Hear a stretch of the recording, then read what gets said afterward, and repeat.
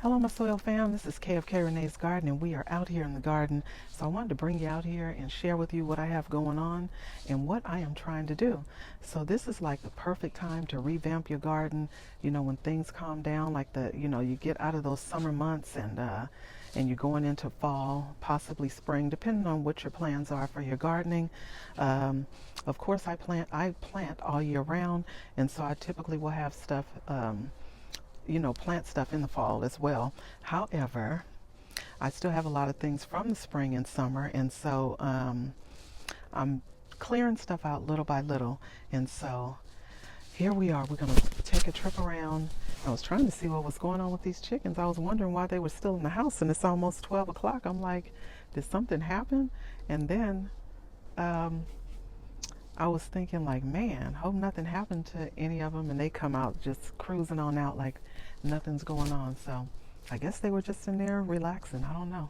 Anyway, they're outside now because they hear my voice. But it is a little bit chilly this morning. Well, kind of. They kind of, look, they're kind of sheltered and spoiled. So it's like 68 degrees. You would think they would be out here. It's nice and sunny. It's a beautiful day. The high is only going to be 72. But apparently they wanted to be indoors. But anyway, you guys, moving along.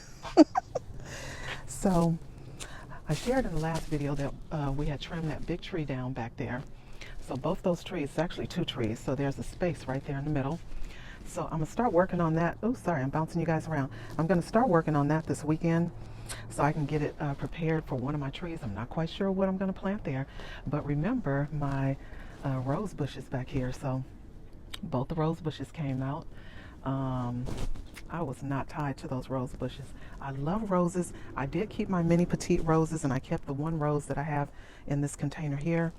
And I have another one, but I think it's going to come out as well. So that one is just in front of those trees over there. I may leave it. I don't know. I think I may just cut it all the way down and let it start back up. But what I discovered, you guys, is that I'm allergic to the doggone the thorns.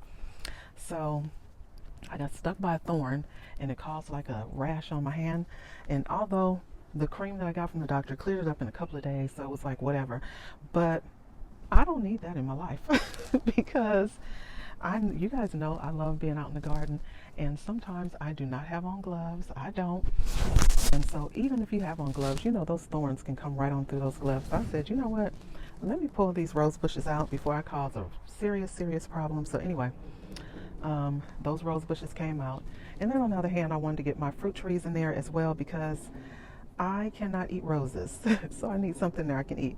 I have quite a few fruit trees, and I'd rather have my fruit trees in the ground so they can, reach their full potential. So I'm not quite sure how I'm going to plant them or whatever. So that one right there that's still there, that bushy one, that is the blood orange tree. And it seems to be doing okay. It is getting taller. I'm hoping to get some oranges on it this spring. We shall see. But I figured I have all my trees are dwarf size trees. So I was thinking I can put two there, one over here. And everything else is still pretty much thriving out here. So I'm not quite sure how that's going to go. I do know that around the chicken coop, you guys know I normally would do mint, a lot of mint. So I think this time, because my rosemary grew so fantastic over in that garden bed right there, I was thinking about doing all rosemary around their chicken house. So I think I'm going to put a bunch of rosemary plants over there for the freshness of it, as well as the benefits of rosemary. It's going to deter pests. It smells nice.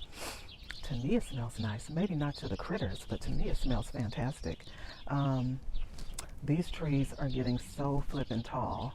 So what I'm going to do is get one of those larger raised beds, like the one that I have my lime tree in, because it's nice and deep. So I'm going to get one of those, and I'm going to take the purples, and I'm going to put the purple collard trees in there. So both those collard trees will go in that raised bed, because this raised bed here, it is not happening. They are leaning. I stake them up and they lean again. It's just too heavy. So once I get it down in there deeper, it should be fine. So I did plan to move things around anyway. Since this is the cool weather crop, I had planned to move it over on that side where it gets less sun. Actually, more sun comes in on this side of the garden. Oh, these birds are busy. Since we cut down their trees, now they're in, oh, you guys can see, now they're in the trees behind me. I'll turn it around so you can get a bigger view. They're in the trees behind me, and I mean, there's tons of them. So you can hear they're very vocal. I'm probably disturbing them, and that's why they're being so vocal. They want me to be quiet and get out of their yard. So anyway, remember all my sugar snaps were eaten up. I did not put any more seeds out, and I am not. I can't remember what I put. Oh, in those cinder blocks. I think I put zinnia seeds, but I haven't really been diligent about watering, so they haven't popped up yet. So anyway, I have nothing in the raised bed right there. It's just these tomato plants that are still doing absolutely fantastic. So as you can see, there's tomatoes in there. They're still coming in. Those tomato plants are still looking good. That's the Black Prince tomato. I will definitely plant these tomato plants again. I feel like these will probably go, because this is the first, well, December 31st. So we're going into November and they're still doing good. Now the weather is supposed to really go down in temperature. I think yesterday it was 49 degrees and I think next week it's going to go down to like 38. And so I really need to go over there and get my banana trees pruned up, or banana plants, I'm sorry. I need to get my banana plants pruned up and put the tree cover on it. I usually will put the tree covers on it. I was really wondering how the mango is going to do down in the 30-degree weather. I need to research that. I have a couple of tree covers. The guava, I think it'll be okay. I was thinking these might be okay because they are still kind of insulated by the shed back here, so it shouldn't get too bad for them. But the bananas, they're already starting to turn yellow. They are not digging this morning cold, so I'm going to go ahead and get them pruned up. It's time to separate them anyway, so I know that's going to happen soon. I was hoping to be able to get that done within the next couple of weeks. Get those pruned up and moved over into containers. I told you I only wanted to keep 3.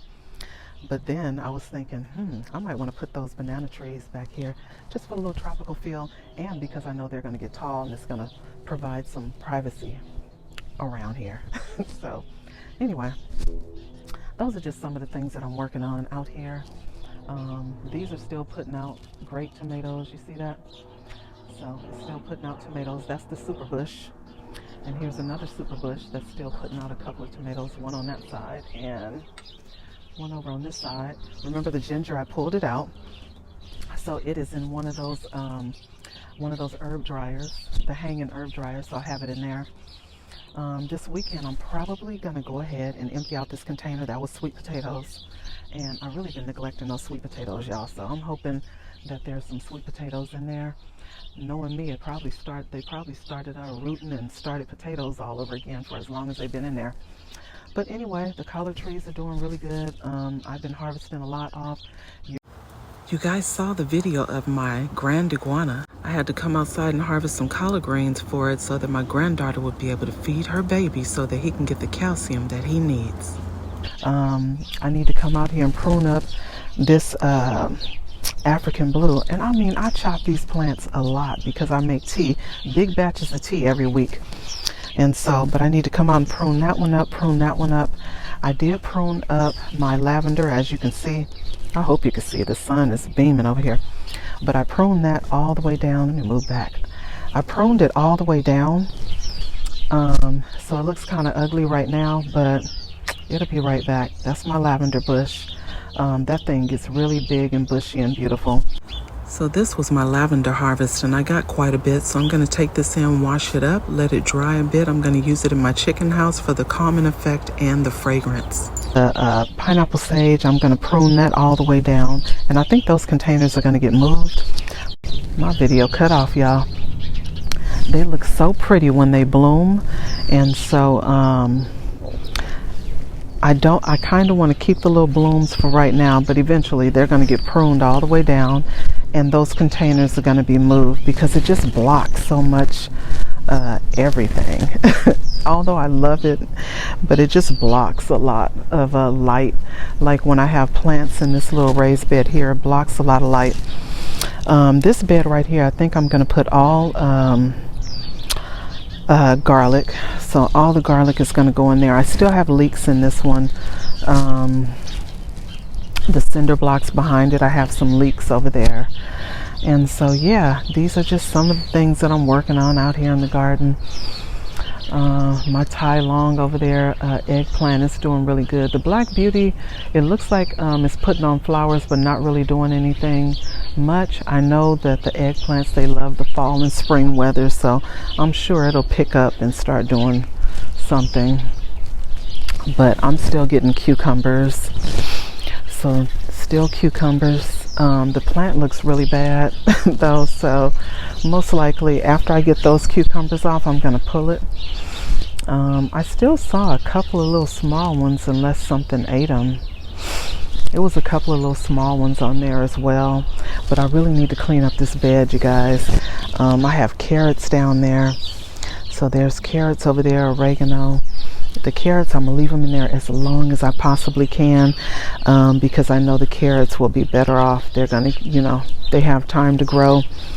I still have ginger in there. Still have ginger in this one, although I did harvest quite a bit of the ginger. I still have the turmeric back there. But that bed back there where the super bush tomato, I pulled all the ginger out of there. And yeah, that's about what we're working with.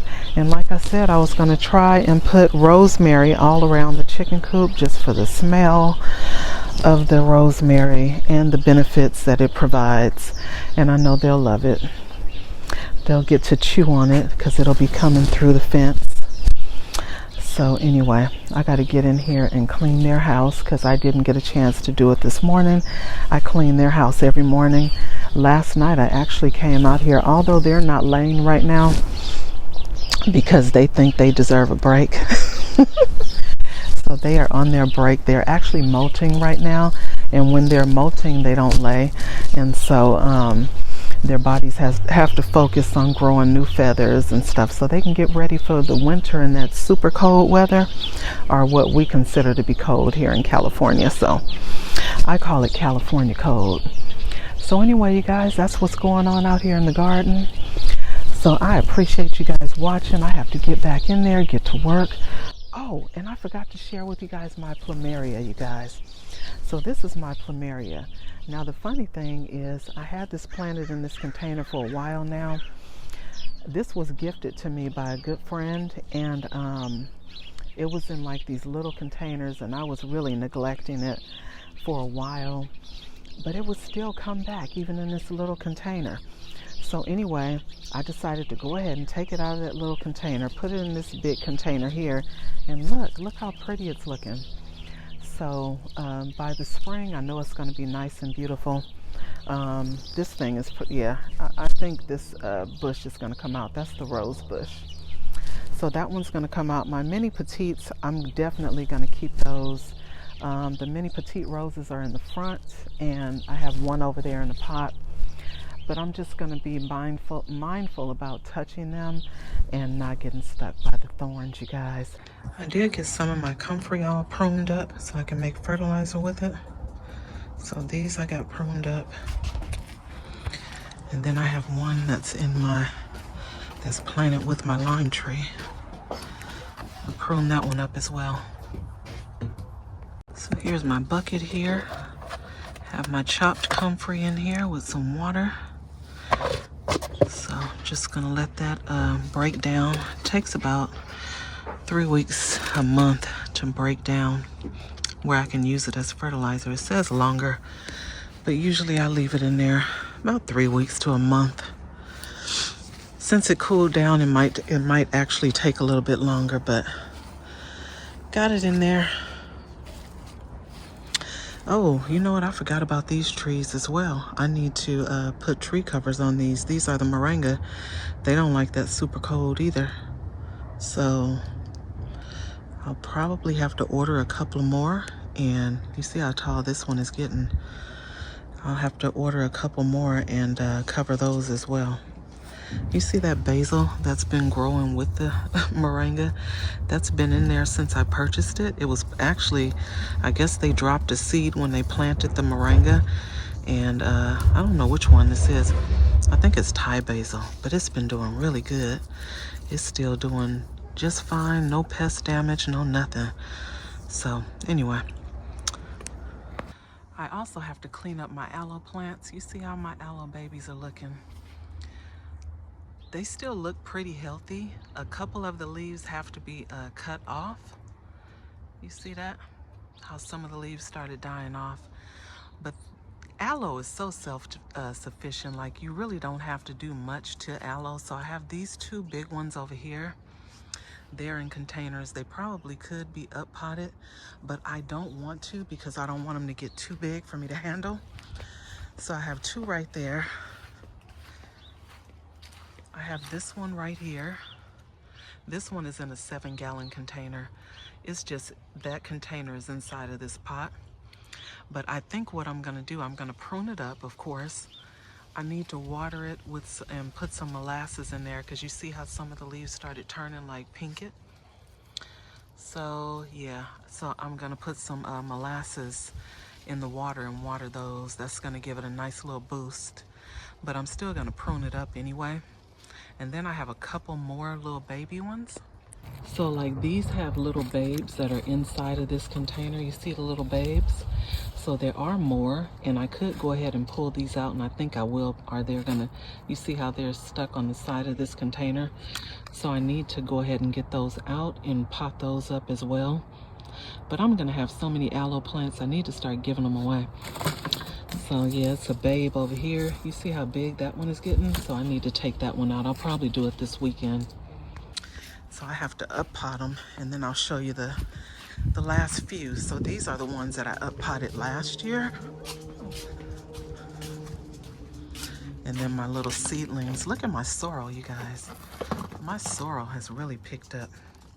So it started out slow, but look. So now they can go ahead and be potted up. So I'm always happy when I see the sorrel. My little kohlrabi chard. They're doing pretty good. My poor radish is not doing that great because it was hot, then cold, then hot. So we're gonna see what happens with those, but I'm not too worried about it. Those are the ones I started from seeds, so it'll be all right. I can just drop more seeds. So these are my other aloe babies. I up potted these.